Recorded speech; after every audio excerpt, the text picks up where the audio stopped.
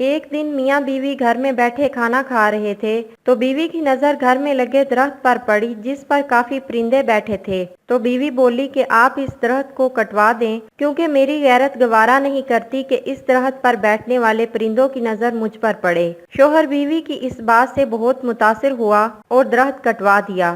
کافی عرصہ گزر گیا۔ ایک دن وہ اچانک گھر آیا تو بیوی کو کسی غیر مرد کے ساتھ دیکھا۔ اسے بہت دکھ ہوا۔ وہ اپنا گھر بار چھوڑ کر چلا گیا اور کسی اور شہر میں جا کر اپنا کاروبار شروع کیا۔ اسے کاروبار میں بہت فائدہ ہوا۔ اپنے کاروبار کی وجہ سے اسے شہر کے مشہور لوگوں میں شمار کیا جانے لگا، یہاں تک کہ وقت کے بادشاہ تک بھی رسائی حاصل کر لی۔ ایک دن بادشاہ کے ہاں چوری ہو گئی۔ چور کو پکڑنے کی بہت کوشش کی مگر ناکام رہے۔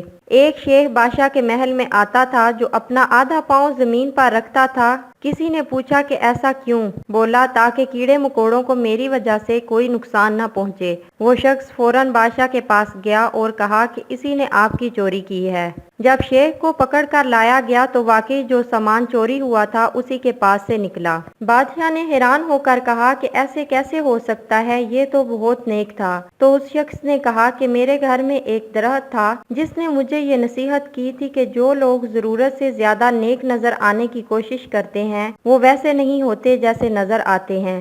ہم لوگ نیک بننا نہیں بلکہ صرف نیک دکھنا اور کہلوانا چاہتے ہیں، اور یہ منافقت کا سب سے اعلیٰ ترین درجہ ہے۔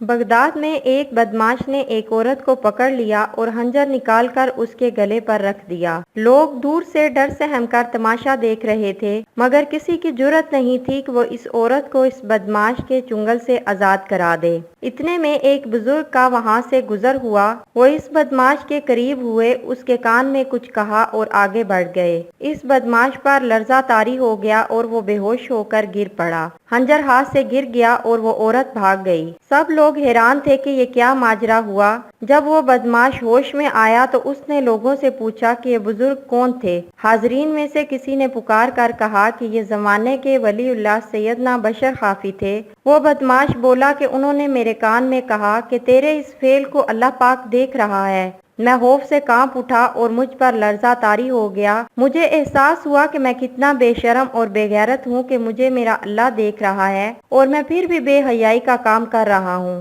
بس مجھے اس احساس نے تڑپا کر گرایا اور میں بے ہوش ہو گیا۔ کہتے ہیں کہ وہ بدمعاش چیخیں مار مار کر روتا تھا۔ خوف کی وجہ سے اس کو بخار ہوا اور ایک ہفتے کے اندر اندر اس کی وفات ہو گئی۔ دوستو، ہم کیسے عاشق ہیں کہ اللہ اور رسول سے محبت کے دعوے بھی کرتے ہیں اور گناہوں پر قائم بھی رہتے ہیں۔